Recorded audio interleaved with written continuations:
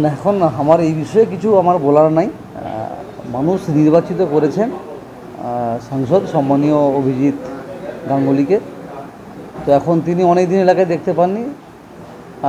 উন্নয়ন আমি ছেড়েই দিলাম। নির্বাচনের সময়ও এই এলাকার তিনি এমপি, তার দলের হয়ে প্রচার করতে দেখা যায়নি। স্বাভাবিক কারণে কোনো হয়তো ওদেরই কর্মী সমর্থক বা কে বা কারা এসব করেছে, এসব আউটসাইডার বিষয়। এ নিয়ে আমার অপোজিশন বলে আমার কোনো নেই, ওপিনিয়ন নাই এই বিষয়ে।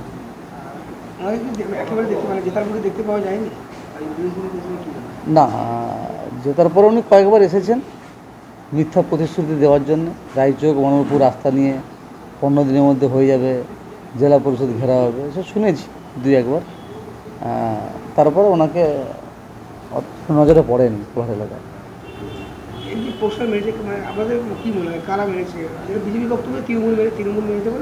না, বিজেপি যদি বলে ভুল করে থাকবে, ওদেরই লোক মারবে। ওদের প্রার্থীর হয়ে প্রচারে আসেনি, দলের একটা কঠিন নির্বাচনের সময় এলাকার সাংসদ, তার কথার একটা যতটা গুরুত্ব মানুষকে মানে বোঝে, তো ওদেরই দলের লোক বিক্ষোভ হয়ে মারতে। ওসব আমাদের বিরুদ্ধে কথা বলে লাভ কিছু নেই। আমাদের মিসিং হলে তো বরং এমপিকে দেখা না গেলে তো ভালো, যারা মানুষকে বলতে পারবো যে এমপি আসেনি, তা আমাদের পক্ষে পজিটিভ বার্তা।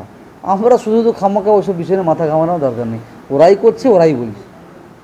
যেটা হচ্ছে যে আপনার বিধানসভা এলাকাতেই এরা বিজেপির একাধিক পোস্টার, সেই পোস্টারে লেখা আছে যে মিসিং এমপি অর্থাৎ অভিজিৎ গাঙ্গুলি একবারও প্রচারে আসেননি কোলাঘাট কিংবা এই নির্বাচনী এলাকাতে। বা কী বলবেন শুনুন?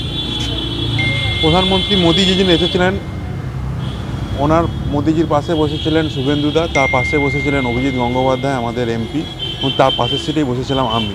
ওই দিন ওনার সঙ্গে আমার কথা হয়েছে। ওনার শারীরিকভাবে উনি প্রচুরই খারাপ অবস্থায় আছেন। ওই দিন আমি সামনে থেকে দেখেছি ওনাকে, ওনার শারীরিক অবস্থা সত্যি খুবই খারাপ। তার সত্ত্বেও ওনার সঙ্গে কথা বলেছি, ওনার কাছ থেকে আশীর্বাদও নিয়েছি। তারপর উনি দিল্লি গেছেন, আমার কাছে যা রিপোর্ট আছে দিল্লি গেছেন শারীরিক সুস্থতার জন্য উনি হসপিটালে গেছেন ওখানে। আর তো প্রচারে দুদিন মাত্র বাকি, সোমবার মঙ্গল, সেক্ষেত্রে কি দুদিনের মধ্যে আসতে পারেন কোলাঘাটে? আমি বলেছি এমপির যে পিএ আছেন ওনাকে বলেছি, উনি বলেছেন যে স্যার যদি এসে যান অবশ্যই আপনাদের ওখানে ক্ষেত্রে যাবেন প্রচার করার জন্য। এই যে একাধিক জায়গায় পোস্টার পড়েছে, কি মনে করছে? এগুলো বিরোধীরা এইসবগুলো করছেন, তো এগুলো করে লাভ নেই। এখন মানুষ বুঝতে পেরেছেন যে কি করা উচিত।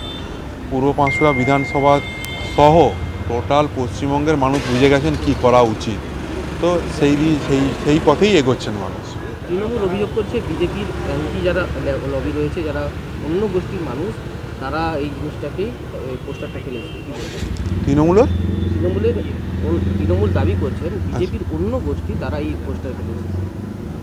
ওনারা তো অনেক কিছুই বলবেন, তাই না? ওনারা অনেক কিছু বলবেন। আমাদের কোনো গোষ্ঠী কিছু নেই, আমাদের সবাই আমরা একটাই, আমরা সবাই বিজেপির সাধারণ কার্যকর্তা।